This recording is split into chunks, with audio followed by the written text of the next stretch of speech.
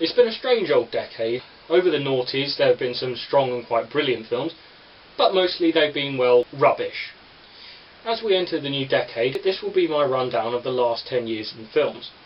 As you well know, hundreds of films come out each year, and rather than go through them all one by one and bore you all to death with my boring voice for 8 million hours, I'm going to pick certain films that stood out in the particular year and what I thought of them, good or bad. Just before I begin, there are 3 rules. 1. No kiddie films. 2. The movies have to be mostly global and available to most people. And 3.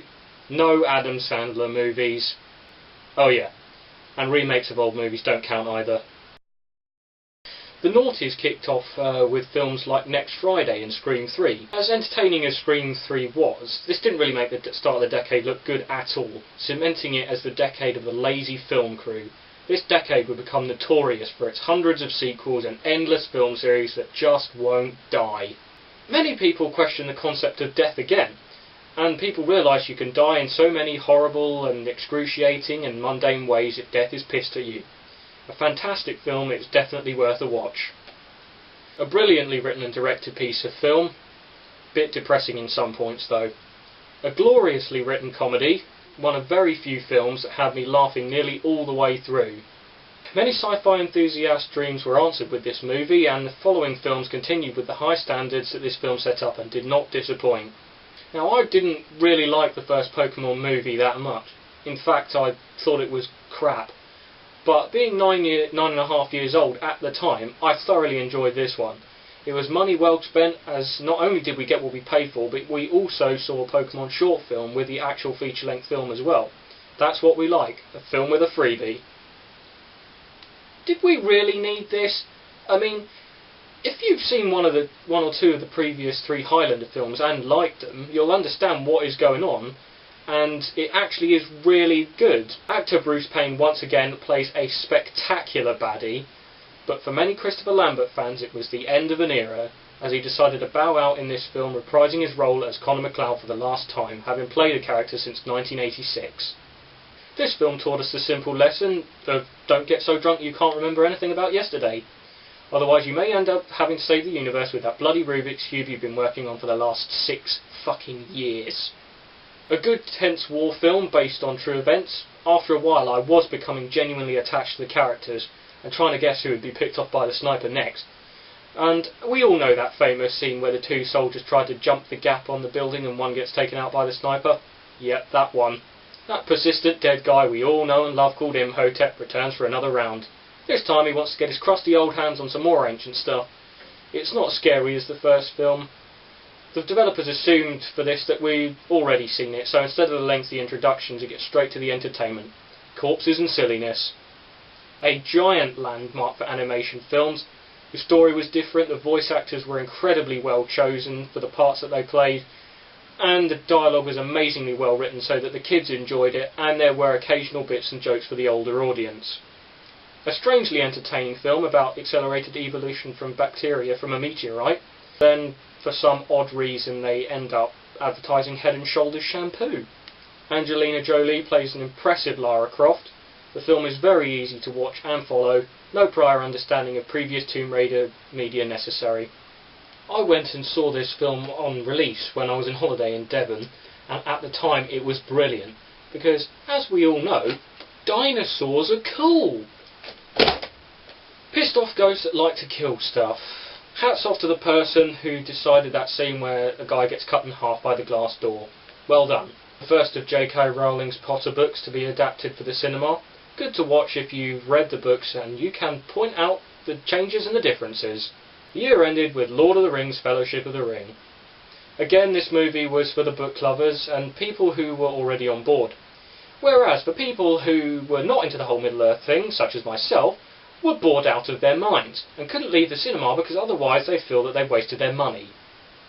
You know something has completely died when you go into space or the future in lure of innovation. Rest in peace, Jason Voorhees.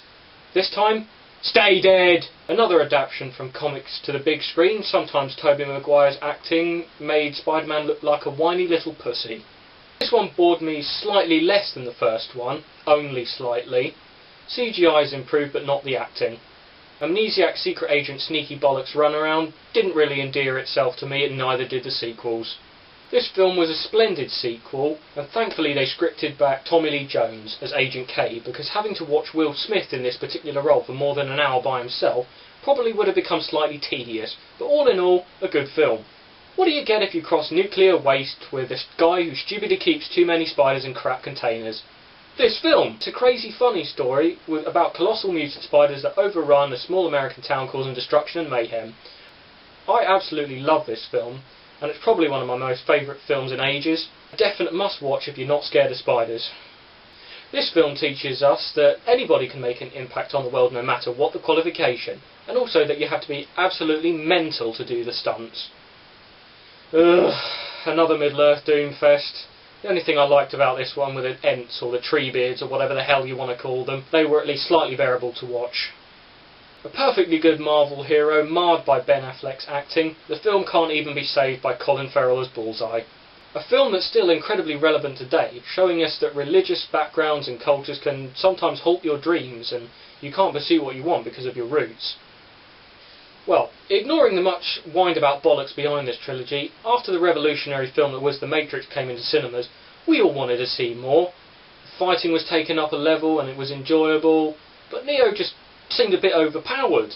Sure, the fight with 100 Agent Smith stopping bullets and that fight in the weapons chateau were all great, but what was all that Neo being able to fly rubbish about? It's so unnecessary. Surely he could just rewrite the whole programme so he could teleport or appear from one place to another if he badly needs to be somewhere. I'm not a fan of Jim Carrey's work, but this was generally entertaining to watch, and I'm sure many people had a thought or two what they would do if they were given godlike powers, and to whether they would use those powers to help people or just blow up the entire world. Some people don't seem to understand the concept of this film, so I'll make it obvious for you. They're not zombies, it's a rage virus. Really great, lots of crazy rage people trying to kill the characters, a marvellous film, and to think none of the events would have happened if it wasn't for the animal rights activists at the start releasing the virus. This is where the Terminator franchise should have ended. Without Arnold Schwarzenegger, it's rubbish. The newcomer that made vampires and werewolves far more entertaining to watch. It also raises the question where Celine was keeping all those pistol magazines while wearing her skin-tight catsuit. Ugh, despite its original idea, it's yet another film where we see Jack Black playing Jack Black as Jack Black. A super action film, violence and sword fights are plenty, all good Mr. Tarantino, but we're not interested in your foot fetish. Just scraping an okay from me, but end the films now please. Getting more and more preachy. The Big Smith and Neo end fight was all we really wanted to see from this. And now that Neo's dead, there's absolutely no way that this franchise can ever return. Ever. The big CGI fights again were tolerable, but thank the gods that 9.5 hours of boredom were over. Not bad. But me and the guys were far more impressed by the packet of biscuits that we bought that when we threw they stuck to anything. A decent attempt at directing, producing and writing. Well done, Mr. Gibson. Look, if Jesus was real, and probably he was, this is probably how he died. Even the Pope gave it his approval, so don't whine about it, okay, people? Pretty good movie, cool monsters, bit of action, really enjoyable, even if it does totally ignore who the original character Van Helsing was. The third film is probably my favourite of the Harry Potter series, mainly because of those flying shredded black bin liners we've all come to know and love as Dementors. I'm often referred to as Napoleon Dynamite, but can you guess why? And I had no idea what the hell they were talking about until I saw this film. And I hadn't laughed so much in a long, long time. It's absolute genius, and I've got the Vote for Pedro t-shirt like the one in the film. Exceptional British writing and acting from Simon Pegg and Nick Frost, and it created its own unique genre, the rom-zom-com. It's absolutely 100% fantastic, and it always has me going back. This psychological masterpiece is one of very few films to ever proper shit me up. Yes, it's a remake. But I don't care, because it's solidly worth the mention, and the next course of action should be to see it if you haven't already. This film shocked the world with disgusting gore and appalling ideas that were absolutely condemned by millions across the globe. But, despite all the criticism, you have to admit they've done something right, because the budget only cost $1.2 million, and they raked in just over $100 million, just for this film alone.